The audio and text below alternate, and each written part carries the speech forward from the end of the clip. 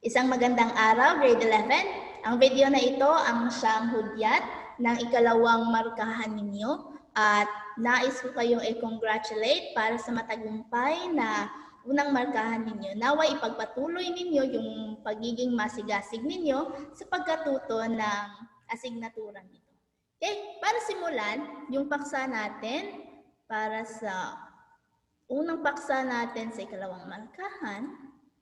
Kung mapapansin ninyo, kung may aklat kayo, ay tatalakayin natin sa quarter na ito yung mga sitwasyong pangwika, maging ang kakayahang pangkomunikatibo. Since yung asignatura natin ay tungkol sa komunikasyon at pananaliksik, so alamin natin pagkatapos ng talakayan natin sa sitwasyong pangwika, ano-ano yung mga dapat tandaan ninyo kapag nakikipagtalastasan ang isang individual, kapag nakikipagkomunikasyon kayo sa ibang tao. Okay? So, bago natin matalakay yung mga kakayahang pangkomunikatibo na yan, dumako muna tayo sa kung ano yung sitwasyong pangwika na mapapansin natin ngayon sa ating lipunan, sa ating bansa. Okay? Pero bago yan, nais ko munang ibahagi ninyo yung naging pag-aaral or naging survey ng isa sa mga kilalang organisasyon. So, ito yung SWS survey taong 1972.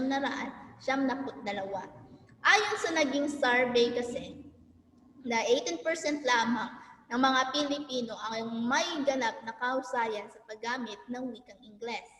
And then, lumabas na yung 18% na iyon ay mga, ang karamihan doon ay isinilang and then lumaki sa Amerika tapos bumalik lamang sa Pilipinas. Okay? And also, nasundan siya ng isa pang survey taong 1975.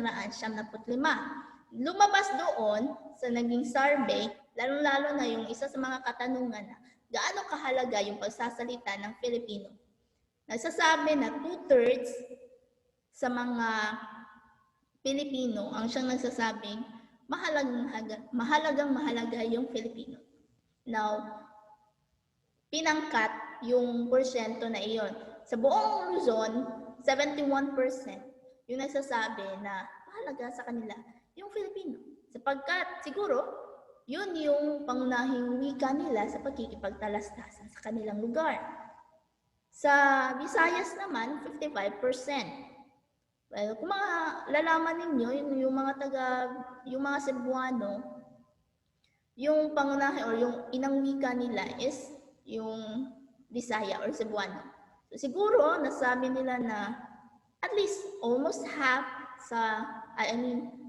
sobra sa kalahati yung nagsasabi na mahalaga yung Filipino sa kanila. Para, kung mapapansin niyo, napapagitnaan yung Visayas, Luzon at Mindanao, kung saan more on kapag nagkakamit yung dalawang tao, either galing sa Luzon at Visayas, or di kaya Mindanao, Visayas, magkaintindihan sila kaya ginagamit nila yung Filipino. Then sa Mindanao, 50% yung nagsasabi na mahalaga sa kanila yung Filipino. And pinangkat pa yan ng nag-survey na ayon sa kanila, yung Filipino na tinatawag na Filipinong ABC or kategorya para sa mayayaman or may angat sa buhay, sinasabing 50%. Pero yung nagsasabi na 73% nagsasabi na mahalaga yung pagsasalita ng Filipino. Ito yung mga Filipino na kung saan nasa kategoryang hindi masyadong nakakaangat sa buhay. Okay? So, yan yung parang naging kategorya yan yung naging kinalabasan ng naging pag-aaral nila. And then, nasundan pa, 1992, 1995, and then nasundan na naman ng panibagong survey, 1,978.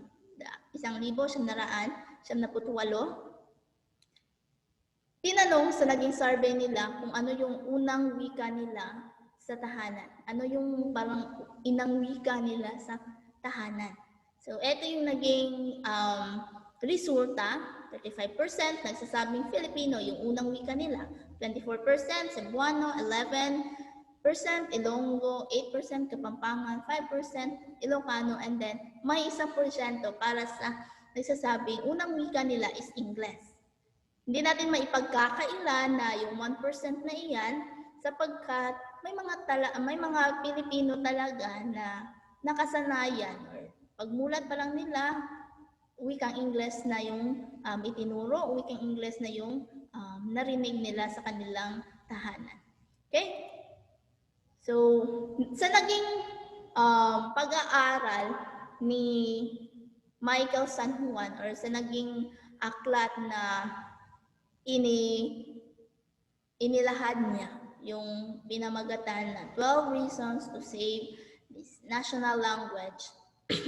Dito, makikita ninyo yung iba't ibang rason ayon kay Michael San Juan. Iba't ibang rason para mas mapaunlad natin ang ating pambansang wika. So, yan yung nilalaman. Ayon pa rin yan sa, karugtong yan sa naging survey nila. So, eto ngayon, pag-usapan natin yung sitwasyong pangwika or ano na nga ba yung sitwasyon ng wika natin ngayon. So, masasabi natin na yung wikang pambansa natin, yung wikang Filipino, malayo na ang kanyang nalakbay.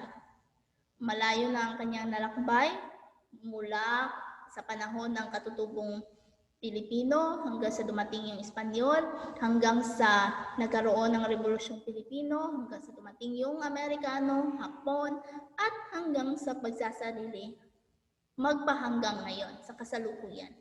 Nakita natin kung paano na bago, paano lumago, paano umunlad yung wika natin.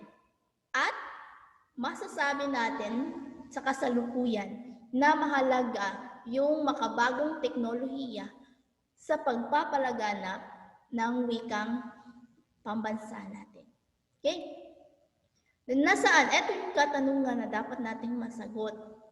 Nasaan na nga ba o ano na nga ba ang kalagayan ng wikang Filipino sa 21 siglo sa iba't ibang larangan? 21st century na tayo ngayon. Pero ano na nga ba yung kanyang kondisyon? Ano na nga ba yung kalagayan ng wikang pambansa natin? Alamin natin yan. Unahin natin sa sitwasyong pangwika na makikita natin sa telebisyon, na mapapansin natin sa telebisyon. Kung ako yung tatanungin, siguro karamihan sa mga Pilipino ay mayroong telebisyon sa kanilang kanya-kanyang tahanan. Now, alamin natin ano na nga ba yung kalagayan ng wikang Filipino kapag pag-uusapan natin yung telebisyon. Sinasabing yung telebisyon, siya yung pinakamakapangyarihang media sa kasalukuyan. Why? Dahil sa dami ng mamamayan na siyang naaabot nito. Kahit nasa sulok-sulukang bahagi ka ng bansa, kung may telebisyon ka at nakikita mo kung ano yung mga balita sa ibang sulok ng bansa, malalaman mo na kung ano yung nangyari sa lugar na iyon. Naaabot yung balita sa iyo. Right? So, parang makapangyarihang media siya sapagkat kahit nasa Batanes ka, alam mo kung ano yung nangyayari sa Mindanao. May nagkakaroon ng kaguluhan sapagkat napanood mo sa telebisyon. Most likely. Okay? Now, mapapansin ninyo, yung wikang Filipino ang siyang masasabi nating lingua franca sa telebisyon. Siya yung nangungunang medium sa pakikipagtalastasan ng mga taong nasa telebisyon. Why? Sapagkat ito yung, kung mapapansin niyo sa naging kasaysayan, ito yung pinatupad ng mga tagapangulo, yung paggamit ng wikang Filipino. And yung teknolohiya noon pa man, nag-exist na ito, but ngayon lamang parang mas umunlad at umunlad. Ginagamit sa mga lokal na channel yung wikang pambansa natin. Pero hindi natin maipagkakaila na may gumagamit ng wikang Ingles sa telebisyon. Now, halimbawa ng mga programang pan-telebisyon na gumagamit ng wikang Filipino is yung mga teleserye, yung mga pantanghaling palabas, yung magazine show, news and public affairs, yung reality show, at iba pang programang pan-telebisyon. Usually, kung makikita ninyo sa pantanghaling palabas sa telebisyon, more on Filipino yung ginagamit na wika. Sapagkat sa panahon na iyan, sa oras na iyan, dyan nagkakaroon ng parang leisure time yung mga Pilipino, kumain, magkaroon ng pananghalian, tapos yung iba, nanonood ng television habang kumakain. So parang mas naipaparating ng maigi ng mga sa likod ng mga gumagawa ng mga palabas sa television na mas maiging gamitin yung wikang Filipino kapag nagbo-broadcast sila.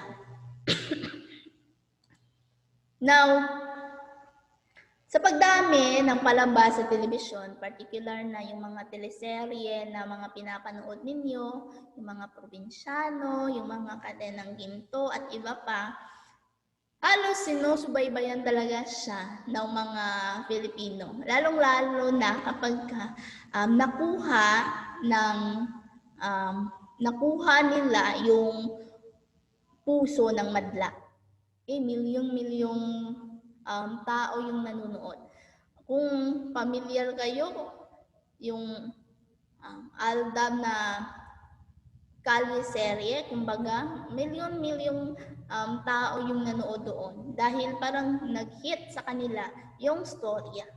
So, malaki yung impluwensya ng television sa mga Pilipino, lalong-lalo na yung wikang ginagamit nila, yung wikang mas naiintindihan nila. Okay?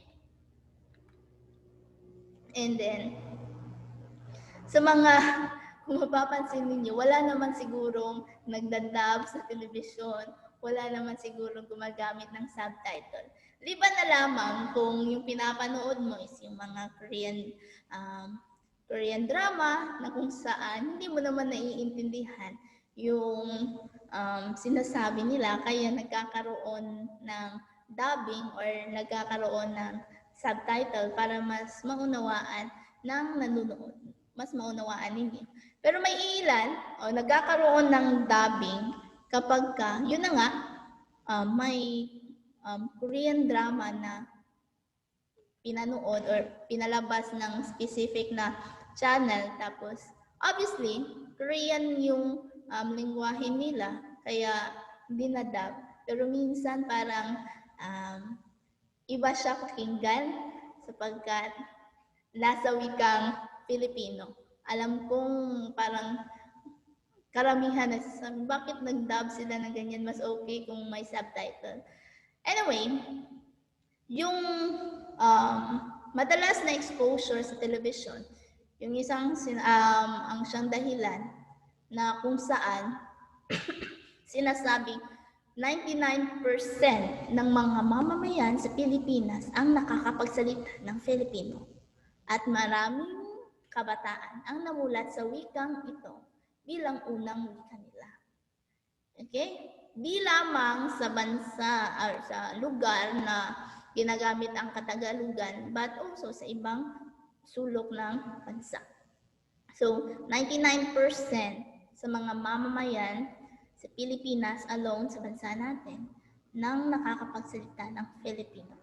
Yung 1% siguro, yan siguro yung 1% ng mga tao na unang wika nila is English. But more likely yung 99% na iyan sinasabing masasabi natin nakakapagsalita yung mga Pilipino ng wikang pambansa. Since simula pa lang ng kasaysayan, itinuro na ito sa atin. Parang obliged tayo na matuto ng wikang ito.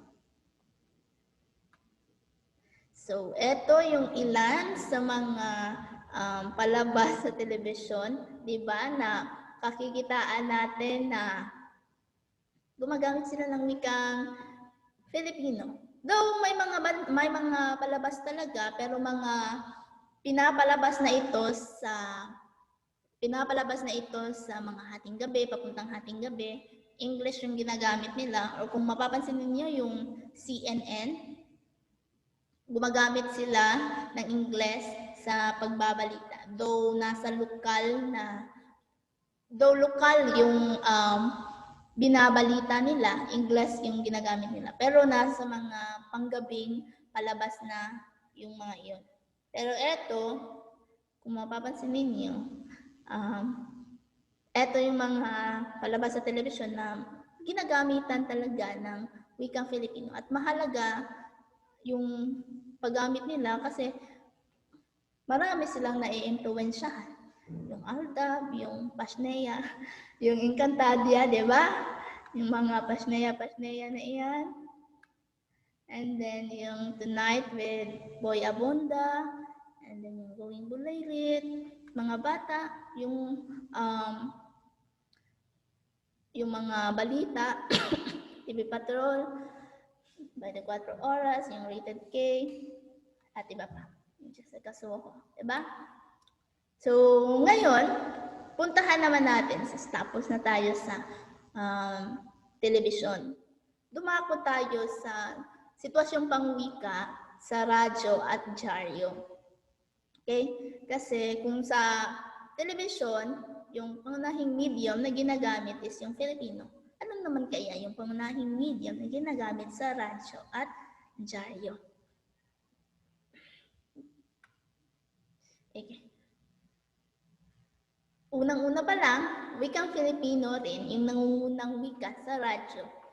Sa AM man or sa FM. Filipino. Dito siguro sa atin, kung makakarinig kayo ng programa sa radyo, more on naririnig natin Bisaya.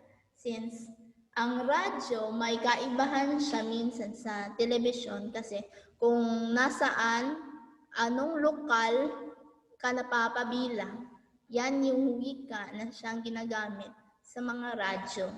Kasi yung frequency ng radyo, hindi siya ganoon kalalayo na nararating, hindi masyadong malayo yung nararating ng frequency ng radyo, unlike sa telebisyon. Kaya kung anong lokal ka napapabilang, anong station lamang sa radyo yung maririnig mo, yun lamang yung mga station na kung saan malapit sa iyo, malapit yung satellite na pinanggagalingan ng pinagtatayuan ng radio station. Kasi may mga satellite din yan. And then, yung mga frequency nila, yung mga kilohertz, kumbaga, kung anong lugar ka na belong, anong wika ang ginagamit sa lugar na iyan. Yan yung parang ginagamit nila sa pag-broadcast. Now, may mga programa sa FM tulad ng Morning Rush, ewan ko kung naririnig ninyo ito, na gumagamit ng wikang Ingles kapag nag-broadcast sila. And then, naririnig obviously ng maraming Filipino. Since tulad ng telebisyon, mahalaga rin yung tungkulin ng radyo sapagkat napapakinggan ng mga Pilipino yung pinagsasabi ng taong nasa likod noon at mas natututo sila, mas naging malawak yung pagpapalaganap ng Filipino. Pero yung morning rush, umagamit sila ng English. Ewan ko anong ibang channel sa radyo yung parang gumagamit pa ng English. More na naririnig ko sa radyo natin dito sa lokal, sa Cebu, is Bisaya yung ginagamit. Pero may mga Filipino din naman yung ginagamit nila. May mga istasyon sa radyo na gumagamit or sa mga probinsya na gumagamit ng regional na wika. Ito yung sinasabi ko sa inyo. Ngunit kapag may kinapanayam sila na karaniwan, may kinakapanayam sila or nasa interview, more likely, ang ginagamit nila sa pagkikipagtalastasan ay Pilipino. Kasi mas naiintindihan. Or parang yan na yung protocol, kumbaga ba, mas formal. Then, sa dyaryo naman, yung wikang Ingles, ginagamit siya sa broadsheet. And then, yung wikang Filipino sa tabloid. Wrong spelling yan. So, sa tabloid. When you say broadsheet, eto yung mga other term yan is businessman's newspaper. Why sinasabi na yung broadsheet ay businessman's newspaper? Sapagkat yan yung kadalasang binabasa ng mga taong may negosyo. Diyan sila nakakakita ng mga impormasyon, mahalagang impormasyon with regards sa stocks, with regards sa applications ng mga trabaho at iba pa. So, broadsheet usually ginagamit ay wikang Ingles. Yung broadsheet, kung makakakita kayo ng broadsheet, yan yung malaking dyaryo na parang long size na dyaryo. Unlike sa tabloid, kung makikita ninyo, halimbawa ng tabloid is yung newspaper na Super Balita, ano pa nga ba? Basta yung ganyang size ng newspaper, yan yung tinatawag nating tabloid. When you say broadsheet, yung malalaking newspaper na kadalasan binabasa ng mga taong naghahanap ng trabaho, naghahanap ng balita hinggil sa international na pangyayari. Okay? So, more or less, nahahati yung wika sa yung nangyayari sa dyaryo, yung sitwasyon sa dyaryo sa wika natin, nahahati siya. May gumagamit ng Ingles, may gumagamit ng Filipino, may gumagamit ng panglokal na lengguwahe. Such as dito sa Cebu, gumagamit ng Cebuano sa pagsulat ng balita sa dyaryo. Okay? Now, yung tabloid, mas binibili siya ng masa. Tulad ng driver ng jeep, yung tendera sa palengke, yung mga ordinaryong manggagawa lamang. Kasi, yung wika na andoon, mas naiintindihan nila. Unlike, kung nakita ninyo sa survey na 1% lamang sa mga tao, yung nakamulatan nila is wikang Ingles.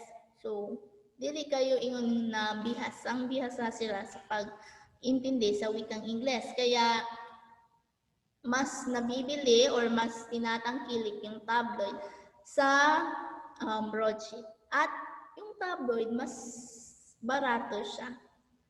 Yung broadsheet, mas mahal siya since malaking papel yung ginagamit nila para doon mailagay yung mga balita at iba pa. Then, ang level ng Pilipinong gumagamit ng tabloid ay kadalasan hindi formal yung wikang ginagamit.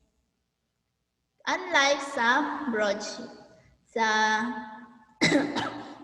Eto lamang, mas nabibili yung tabloid pero may mga salita doon or yung ginagamit na mga termino ay di na gani siya formal. So, murag mas delikado po siya kung ingana siya nga state. Pero mas iniigihan naman ng mga editor, ng mga taong sumusulat ng mga dyaryo na mas gawing formal ito. Unlike kasi sa broadsheet, since tinatawag siya na businessman's newspaper. Kasi doon, mas formal yung pagkakasulat kasi nasa wikang Ingles, mas formal siya. And then, mas nakikita mo or mas masasabi mo na yung mga balita, yung mga nakadetalye doon is pawang totoo at iba pa. Kasi sa tabloid, malalaki yung mga pinagsusulat nila na titles ng balita, tapos nilalagyan talaga ng magaganda, eye-catching na mga larawan at iba pa. Now, eto. Sa tabloid, makikita mo malalaki and then nagsusumigaw yung mga headlines para mas maakit yung mambabasa na basahin yung balitang inilagay nila doon. Now, naglalaman siya, karaniwan siyang naglalaman ng sensational na mga lengguwahe. Okay, so kaya nagiging parang informal na siya pakinggan when we talk about tabloid, unlike sa broadsheet, obviously. Eto ngayon, halimbawa. Halimbawa siya ng, eto nga pala, may tabloid, hindi lahat ng tabloid gumagamit ng wikang Filipino at wikang lokal. May tabloid na kung saan gumagamit din ng Ingles. So, try na manaliksik ng dyaryo na kung saan, lalong-lalo na yung tabloid na gumagamit ng wikang Ingles. Kaya mostly, ang ginagamitan ng Ingles is yung broadsheet. So, ito yung halimbawa ng broadsheet. Mahahaba, tapos malalaking pahina ng dyaryo. And more on Ingles ang kanyang ginagamit sa pagsusulat. Ito yung, ano yung sinasabing tabloid na malaki at nagsusumigaw yung headlines, kaya tapos may mga sensational na lengguwahe, kaya naging informal na siya na uri ng dyaryo dahil sa ganito. Imagine, pututoy ng mayor, madalas iputok sa caps ng kiredang misis ng OFW. Ano bang balita yan? Diba? So, yan. Mas sensational talaga siya na balita. Eto. Bulgar. Buti raw di natuloy. Kung nagpari ako, bakla na ako ngayon. So, yan siya nga mga headlines kapag ka nasa tabloid. Bawal ang mga sasakyan. Tumiling sa ibabaw ni pare. Ewan ko kung ano-anong balita to. Pero, yan yung totoong sitwasyon ng wika natin kapag ka pinag-uusapan natin ay dyaryo. Eto sa radyo, mga pag-broadcast na to sa radyo. Yan, yung nakaka-lurkin na tambalan. So, mga DJ to sila. Si Papa Jack, call me Papa Jack, si DJ Chacha. So, ilan lamang yan sa mga taong nasa likod ng mga nagbo-broadcast sa radyo. Okay, now puntahan naman natin ngayon yung sitwasyong pangwika sa pelikula. Sitwasyong pangwika sa pelikula. Ano nga ba? Kung kanina, yung radyo, yung television, yung dyaryo, more on ginagamit nila is yung wikang Filipino. Kaya, mas napapalaganap yung wikang Filipino, yung wikang pambansa natin sa iba't ibang sulok ng mundo. Pero yung sitwasyong pangwika naman ng makikita natin sa pelikula, same rin ba ng nasa television at sa radyo? Yan yung alamin natin. So, kung mapapansin ninyo, yung lokal na pelikula natin ay gumagamit tayo ng Filipino. Yes, gumagamit tayo ng Filipino. But, yung pamagat, kadalasan, pero hindi lahat, kadalasan, ay English ang ginagawang pamagat. Imagine, English yung ginagawang pamagat, tapos yung ginagamit na lingwahe o yung medium sa pagsasalita ng mga tauhan sa pelikula ay Filipino. Lokal na pelikula. Pero kung mapapansin ninyo, laganap na ngayon sa atin yung mga dayuhang pelikula, yung mga pang-international na pelikula. Mas tinatangkilik yung palabas sa Hollywood, di ba? Pero marami din naman yung nanonood ng lokal na pelikula. Pero yun na nga, yung medium ng pagsasalita ng mga tauhan sa pelikula is yung Filipino.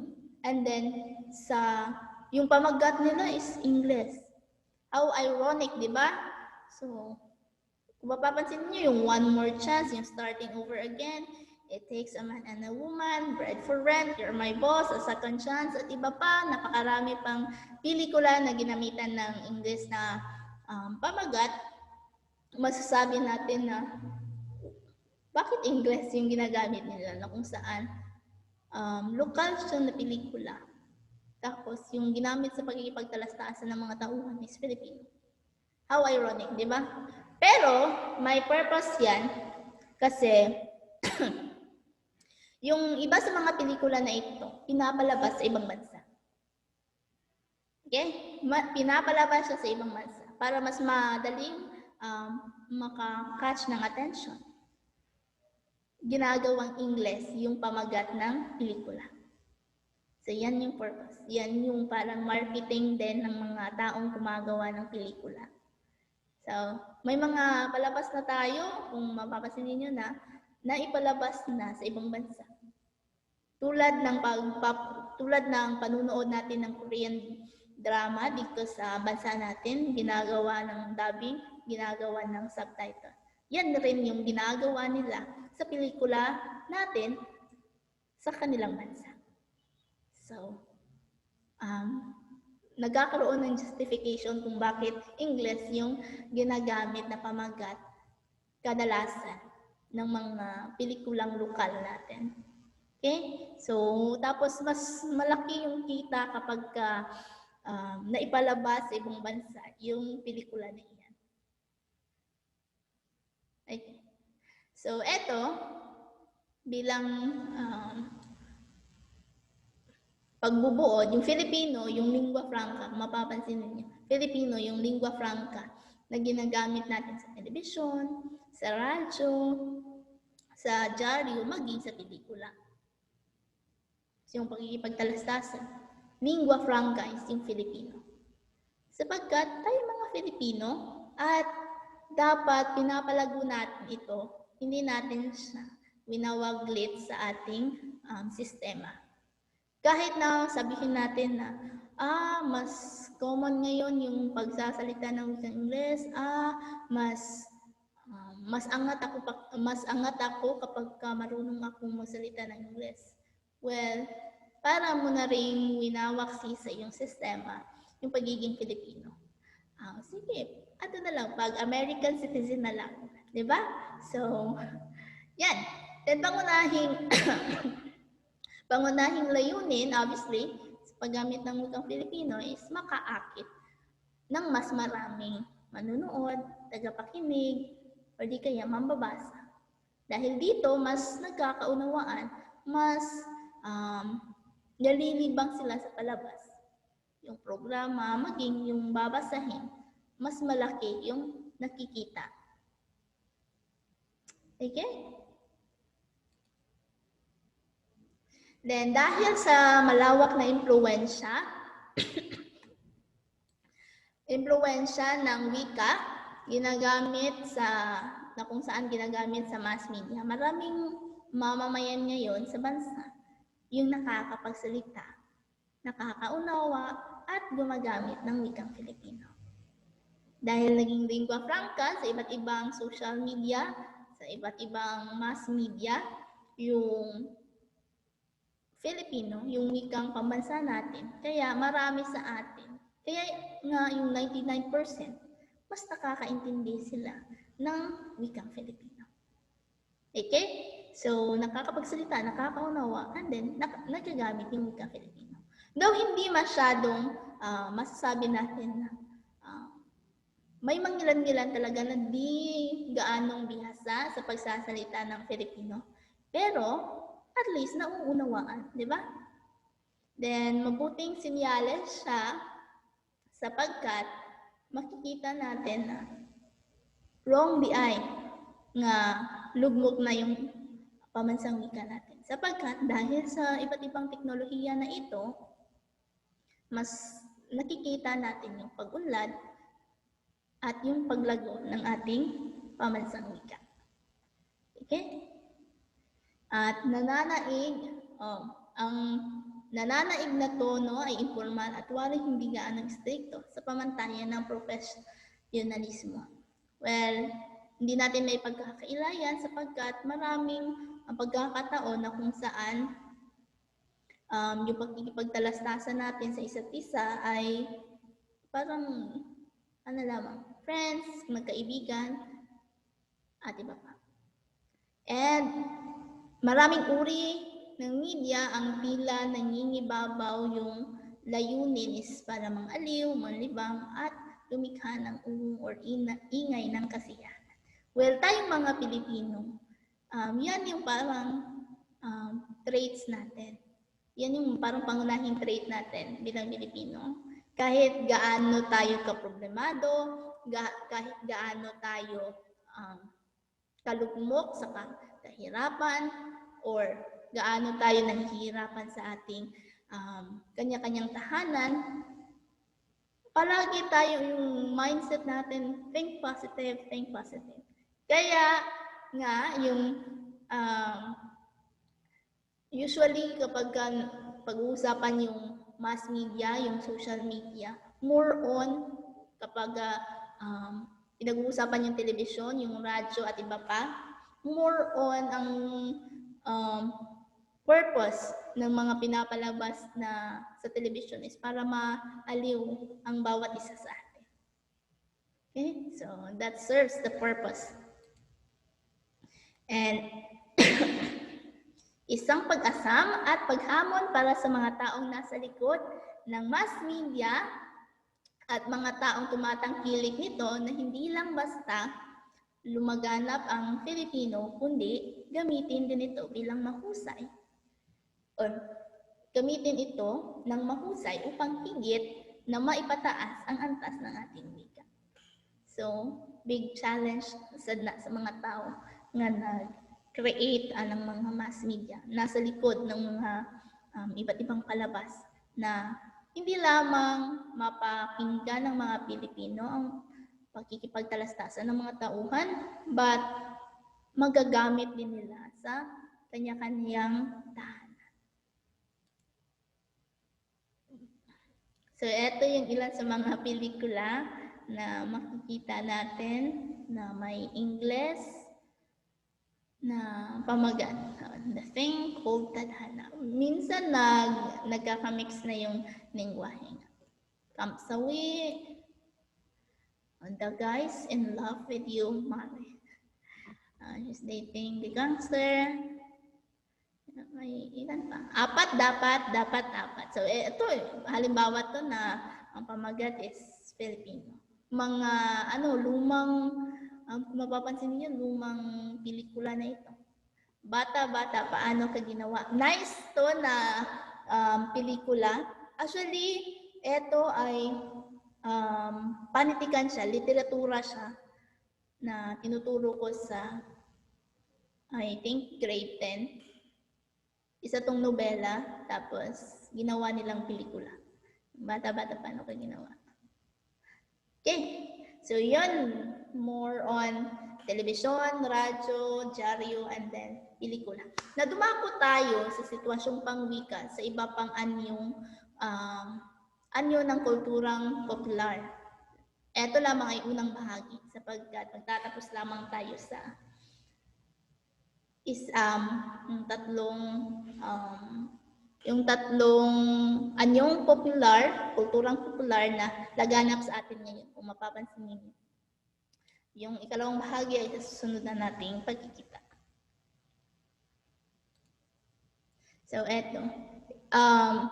Since kanina, tinalakay natin yung telebisyon, yung radyo, dyaryo, at pelikula, dito ngayon, bibigyan natin ng focus yung iba pang anyo ng kulturang popular. Okay? Sitwasyon pa rin to ng wika natin, but pag-uusapan natin yung flip top, yung pick-up lines, and then yung hugot lines. So, mahalaga din siya sa pagpapaunlad ng ating wikang pambansa. So, pag-ibahin lamang natin yung tatlo. So, flip top, masasabi natin yung flip top, isang pagtatalong oral na isinasagawa ng parap.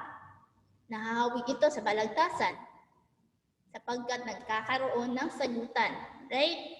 Pero sa flip top, nangyayari dito, nahawig siya sa balagtasan sapagkat yung bawat binabatong linya ay magkatugma.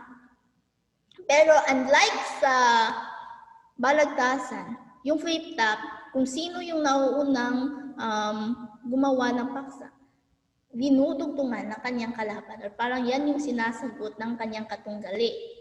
Then, walang nasusulat na script dito. Kaya karaniwang mga salitang ibinabato dito is di formal.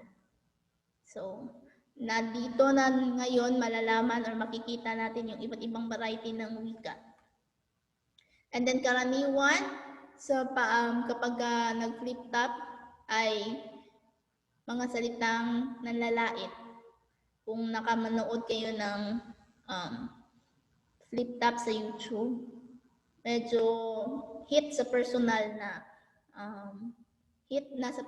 yung mga binabatong linya para lamang makapuntos sa kalaban. And then, yung flip top, obviously, laganap siya sa mga kabataan. And then, may samahan nga na tinatawag na battle league. Kaning battle league, rin na sila mag-meet, katong mga tanang flip-hoppers. Dito sila nag-meet, tapos nagkakaroon ng parang battle. And then, ang bawat kompetisyong tinatampukan ng dalawang kalahok, may tigatlong round. And then, ang panalo, dinidesisyonan ng hurado. So, depende. Dapat magaganda yung binabato mo sa iyong katunggali para maturing ka as panalo. So, 3 rounds siya. And then, sa flip top, ginagawa siya sa English talaga. Pero, karamihan ng karamihan na ginagamit ay ang wikang Filipino. And then, lalong-lalo na, yung tinatawag din ng Filipino Conference Battle, wherein Filipino yung medium na ginagamit nila sa pag-flip top. And then, karaniwan ninyong makikita yung flip top na spread siya through YouTube. So, naay sikat ng mga flip-toppers sa YouTube, makita ninyo. Pero, hindi ako fond of panunood ng flip-top. Nakakapanood lamang ako ng flip-top sapagkat kasali siya sa topic natin. At ayaw ko yung mga informal na paraan nila ng pananalita. Though may mga flip-top na nakikita ko na maganda yung paksa, ang bawat panig may punto, kaya parang na-hype ka rin na sumali sa kanilang sagutan. Though, yun na nga, yun nakikita mo lamang sila. Anyway, yan yung isa sa mga parang impluwensya siguro ng flip-top na ibabahagi ng bawat panig yung kanilang saloobin, yung kanilang nais sabihin. Kaya mas nakakaakit siya sa karamihan, lalong-lalo na sa mga kabataan. Okay, na puntahan natin yung pick-up lines. Pick-up lines, kaiba naman siya sa flip-top. Yung flip-top may sagutan, parang balagtasan. Eto, yung pick-up lines, usually, tinatawag siyang makabagong bugtong na kung saan may question, may katanungan, may tanong na sinasagot ang isang bagay tapos madalas siyang iugnay sa pag-ibig or di kaya sa ibang aspekto ng buhay. Okay, mostly sa pag-ibig. Parang iniugnay sa ibang aspeto yung mga bagay-bagay, kumbaga. Tapos, nagmula kasi itong pick-up lines sa mga buladas ng mga binatang nanliligaw. Kaya usually, pag-ibig yung topic ng question. Sinasabi na nagmula ito sa buladas ng mga binatang nanliligaw na nagnanais magpapansin, magpakilig, magpangiti, or di kaya magpaibig sa dalagang nililigawan. Okay? So, eto, pag sinabing buladas, yung mga atik-atik ng mga lalaki. Okay? Anyway, yung buladas na sinasabi dito, yan yung parang paraan ng mga binata na nangliligaw, paano nila mas makuha yung puso ng dalagang nililigawan nila.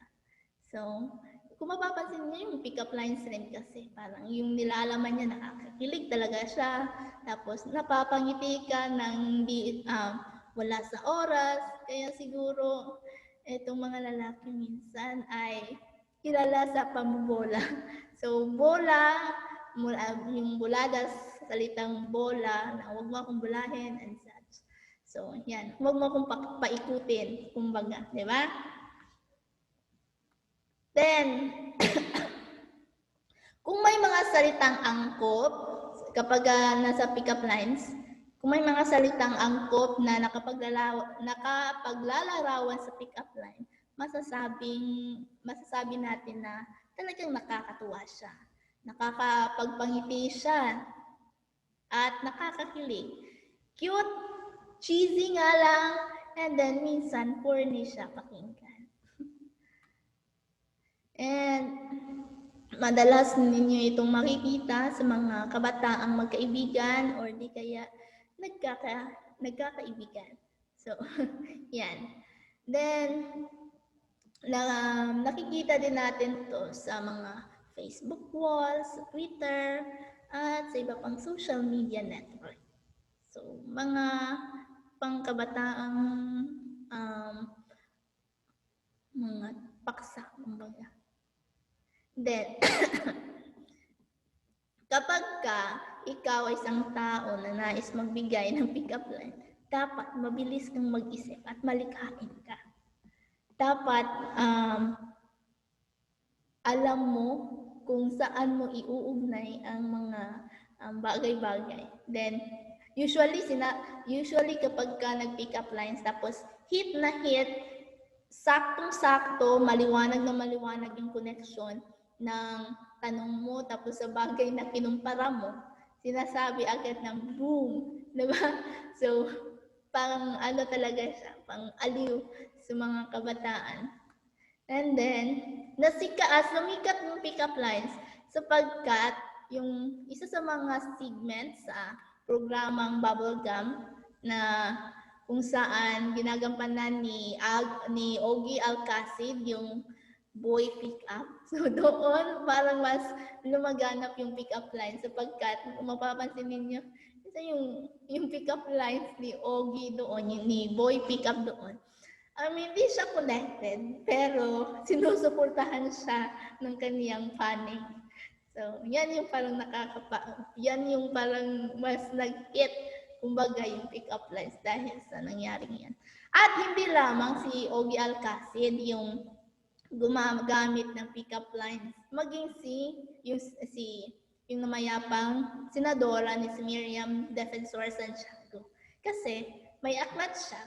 Kung nabasa ko yung isa sa mga aklat niya, yung stupid is forever, makikita mo doon paano niya i-connect yung mga bagay-bagay sa politika, sa mga kabataan, sa ibang bagay para mas mag-hit ito. So, isa din si Miriam Defensor kung bakit, yung naging dahilan kung bakit mas nakilala yung pick-up lines. And eto nga, halimbawa ng pick-up lines, may nagtatanong, kinukumpara, and then sinasagot naman. So, halimbawa, sabi ng lalaki, ang palay ka ba? Sabi ng babae, bakit? Usually, kapag pick-up lines, may bakit talaga siya. Tapos, sagot naman ng lalaki, kinumpara niya yung babae sa ampalaya. Kasi, kahit anong pait ang naranasan ko, ikaw pa rin kasi ang sustansya ng buhay ko. Cheesy siya, corny siya, but siguro napapangiti yung babaeng sinabihan niya ng ganyang linya. Okay? So, yan. And now, dumako tayo sa hugot lines. So, hugot lines, tinatawag din siyang love lines or love quotes. Love quotes siya sapagkat yung mga linya doon is tungkol sa pag-ibig na kung saan nakakakilig din, nakakatuwa, cute, cheesy, minsan nga lang nakakainis. Kasi yung naranasan nyo, may mga kaibigan kayo na humuhugot bigla tapos ewan ko ba kung bakit or ewan nyo kung bakit bigla siyang humugot. Ang sarap tirisin, di ba? So, yan, minsan nakakainis yung paghuhugot lines ng mga tao. Pero, more likely, yung hugot lines, ginagawa siya, binibigas siya para magpakilig, para magpatawa. Cute siya at some point. Minsan cheesy, minsan nakakainis. And yung mga hugot lines, karaniwan siyang nakukuha natin sa mga pelikula o di kaya sa telebisyon na kung saan nagmamarka sa isipan ng isang individual. Lalong-lalo na, hindi lamang sa isang individual, kung marami sila ng madla, mas nakuha nila yung linya na iyan, mas doon, parang doon mas nagkaroon ng parang nag-hit sa kanila or nag-iwan sa kanila ng marka sa kanilang puso yung linya na iyan. Kaya minsan ginagamit na siya sa paghugot at iba pa. Pero yung paghugot lines, depende talaga siya sa sitwasyon ng isang tao. Kapag yung isang tao ay nasasaktan talaga, the more hugot yung kanyang ginagawa. Pero kung plain lang, wala lang. Then, minsan, ang mga ito ay nakasulat sa Filipino, but may mga Taglish din. Pinaghalong Tagalog at English.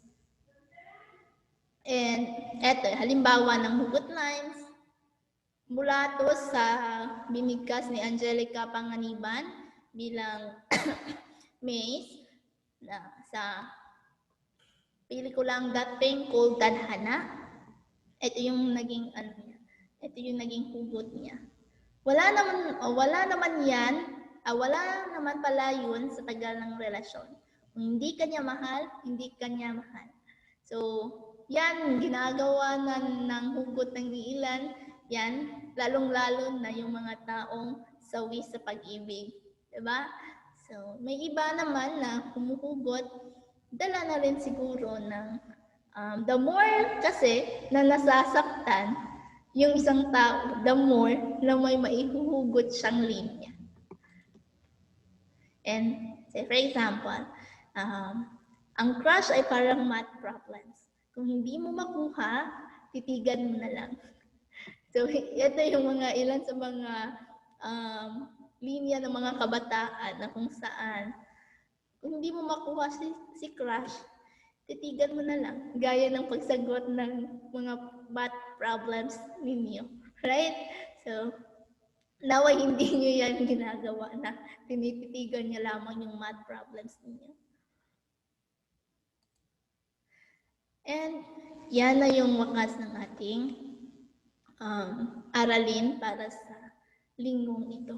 Yan ay unang bahagi pa lamang yung sitwasyon sa iba pang anyong ng kulturang popular, may kasunod pa. So, alamin natin yung kasunod sa susunod na linggo. At naway may napulot kayo mula sa talakayan natin sa video na ito. Okay? Salamat sa pakikinig, grade 11. At gawin ninyo ng buong husay ang gawain para sa linggong ito. Paalam sa lahat.